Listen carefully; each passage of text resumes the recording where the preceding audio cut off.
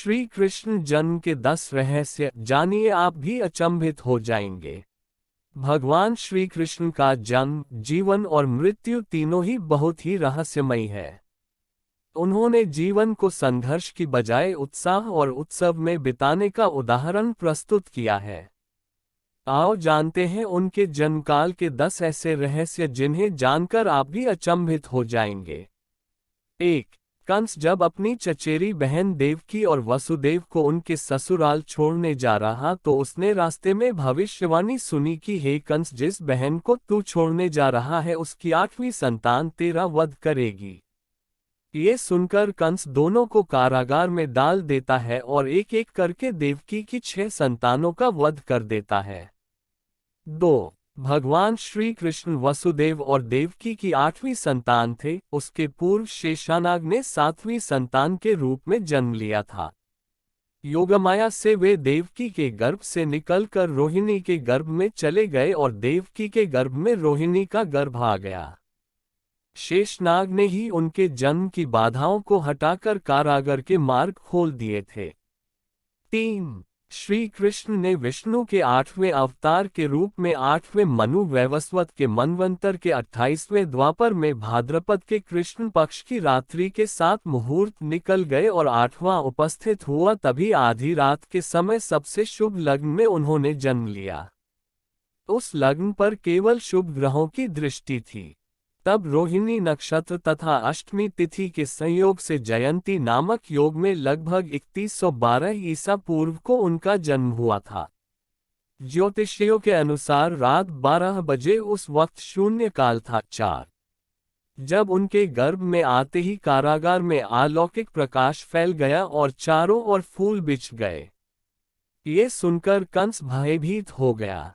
जब भगवान श्री कृष्ण का जन्म हुआ तब भारी बारिश हो रही थी और यमुना नदी में उफान था।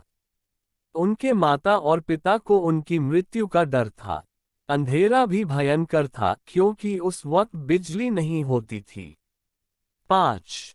कहते हैं कि जब श्री कृष्ण का जन्म हुआ तो जेल के सभी संतरी माया द्वारा गहरी नींद में सो गए।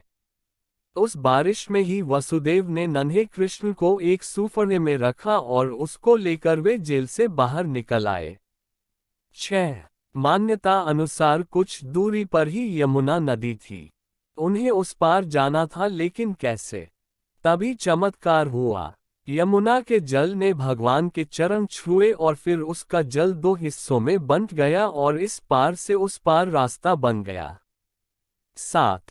कहते हैं कि वसुदेव कृष्ण को यमुना के उस पार गोकुल में अपने मित्र नंदराय के यहाँ ले गए। वहां पर नंद की पत्नी यशोदा को भी एक कन्या उत्पन्न हुई थी। वसुदेव श्री कृष्ण को यशोदा के पास सुलाकर उस कन्या को ले गए। 8. दुनिया में ऐसे कई बालक हैं जिन्हें उनकी मां ने नहीं, दूसरी मां ने पाल पोस कर बड़ा किया। दुनिया में योगमाया की तरह ऐसी भी कई बालिकाएं हैं जिन्होंने किसी महान उद्देश्य के लिए खुद का बलिदान कर दिया और फिर वे जीवन भर कृष्ण जैसे भाई का साथ देती रही। जब कंस को पता चला कि छलपूर्वक वसुदेव और देवकी ने अपने पुत्र को कहीं और भेज दिया है तो उसने तुरंत चारों दिशाओं में अपने अनुचरों को भेज दिया और कह दिया कि अमुक अमुक समय पर जितने भी बालकों का जन्म हुआ हो उनका वध कर दिया जाए। पहली बार में ही कंस के अनुचरों को पता चल गया कि हो न हो वह बालक यमुना के उस पार ही छोड़ा गया है। कंस ने अपने सैनिकों को उसे ढूंढने के लिए लगा दिया। चारों ओर हाहाकार मच गया। 9. कृष्ण के जन्म के बाद उनको मारने की बहुत तरह की घटनाएं आती हैं, लेकिन वे सबसे बचकर निकल जाते हैं। जो भी उन्हें मारने आता है वही मर जाता है। कहना चाहिए कि मौत हार कर लौट जाती है। जिस व्यक्ति में जीने की तमन्ना है और जो मौत से नहीं डरता है वही जिंदगी को सुंदर बना सकता है। 10. कहते हैं कि श्री कृष्ण के जन्म के समय 6 ग्रह उच्च के थे। उनकी कुंडली में लग्न में वृषभ राशि थी जिसमें चंद्र ग्रह था। चौथे भाव में सिंह राशि थी जिसमें सूर्य विराजमान थे। 5वें भाव में कन्या राशि में बुध विराजमान थे। 6ठे भाव की तुला राशि में शनि और शुक्र ग्रह थे। 9वें अर्थात भाग्य स्थान पर मकर राशि थी जिसमें मंगल ग्रह उच्च के होकर विराजमान थे। 11वें भाव में मीन राशि के गुरु उच्च के होकर विराजमान थे। हालांकि कई विद्वान उनकी कुंडली के ग्रहों की स्थिति को इससे अलग भी बताते हैं। कुछ के अनुसार केतु लग्न में था तो कुछ के अनुसार छठे भाव में।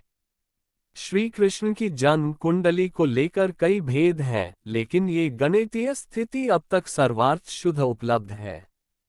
इसके कई प्रमाण हमें मिलते हैं।